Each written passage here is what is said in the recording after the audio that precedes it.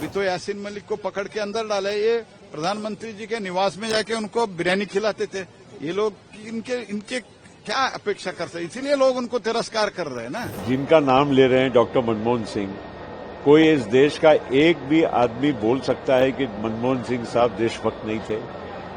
कोई भी ये भी बोल सकता है कि मनमोहन सिंह साहब ने देश के प्रधानमंत्री रहते हुए कोई भी ऐसा काम किया जिससे देश का कहीं भी नुकसान हुआ हो।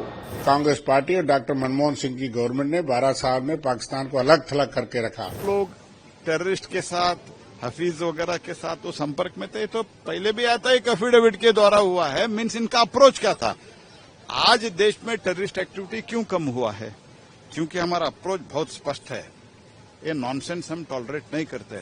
अगर वो पाकिस्तान में भी बैठते हैं तो इसका परपेट्रेटर जहां भी बैठे हो, ये जो योजना करके उधर बैठ के इधर से चलाता है, ऐसे अभी नहीं होता है। तो जैसे प्रधानमंत्री जी ने और गृह मंत्री जी ने बार बार कहा है, रक्षा मंत्री ने घुस के मारेंगे, ये तो हो रहा है। अभी तो यासीन मलिक को पकड़ के अंदर डाले, ये प्रधानमंत्री जी के निवास में जाके उनको बिरयानी खिलाते थे। ये लोग इनके क्या अपेक्षा करते हैं, इसीलिए लोग उनको तिरस्कार कर रहे हैं ना। देखिए, अब कौन आज क्या बोल रहा है इसका क्या मायना। जिनका नाम ले रहे हैं डॉक्टर मनमोहन सिंह, कोई इस देश का एक भी आदमी बोल सकता है कि मनमोहन सिंह साहब देशभक्त नहीं थे। कोई भी ये भी बोल सकता है कि मनमोहन सिंह साहब ने देश के प्रधानमंत्री रहते हुए कोई भी ऐसा काम किया जिससे देश का कहीं भी नुकसान हुआ हो। कोई ये भी कह सकता है कि मनमोहन सिंह देशभक्त नहीं थे। ये सारी बातें बेबुनियाद है। आज मनमोहन सिंह साहब तो है नहीं, अब कोई भी बात वक्तव्य कर दे और हमने उसको मान लेना, ये तो संभव नहीं होता है। और जो भी मैं आपको कहना चाहता हूं कि आतंक आतंकी होता है और आतंक के साथ कोई समझौता कोई नहीं कर सकता है। न मनमोहन सिंह ने किया और आज मोदी जी के नेतृत्व में तो सवाल ही नहीं है कि आतंकवाद से कोई समझौता किया जाए। पहलगाम में आए तो घुस घुस कर मारा ऑपरेशन सिंदूर के माध्यम से। उस टाइम पे बालाकोट, पहलगाम हुआ, वो अपना कौन सा हुआ, बालाकोट हुआ, जवाब कैसा दिया।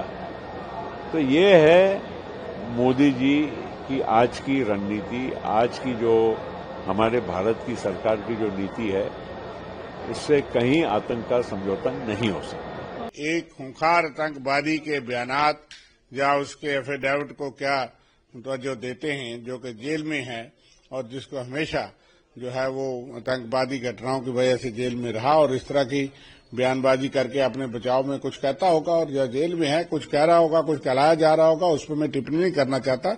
लेकिन कांग्रेस पार्टी और डॉक्टर मनमोहन सिंह की गवर्नमेंट ने 12 साल में पाकिस्तान को अलग थलग करके रखा और आतंकवाद के विरुद्ध एक ठोस नीति थी। हम बोलते कम थे डॉक्टर मनमोहन सिंह जी, लेकिन ठोस नीति थी। वो पाकिस्तान के रहने वाले होने के बावजूद पाकिस्तान नहीं गए, लेकिन मोदी जी तो बिरयानी खाने लाहौर चले गए थे, बिन देश को बताए, बिन बुलाए, शाले बैंड करने और पाकिस्तान के ISI को बुला करके पठानकोट आतंकी हमले की जांच करवाना भी शुरू हो गए थे और ये 56 का सीना दिखाने वाले थे।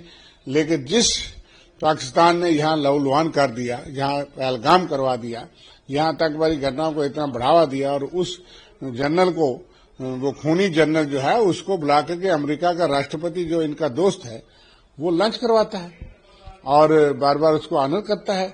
और जांच कमेटी आतंकवाद के खिलाफ जो है उसमें पाकिस्तान को एक बहुत बड़ा रोल मिल गया है। जो कि आतंकवादी फैक्ट्री के तौर पे जाना जाता था पाकिस्तान, आज इंटरनेशनल लेवल पे उसकी जो एक्सेप्टेबिलिटी बनी है, जो हम देख रहे हैं, ये गंभीर चिंता का विषय। ये इस गवर्नमेंट की विदेश नीति की टोटल फेलियर का नतीजा है।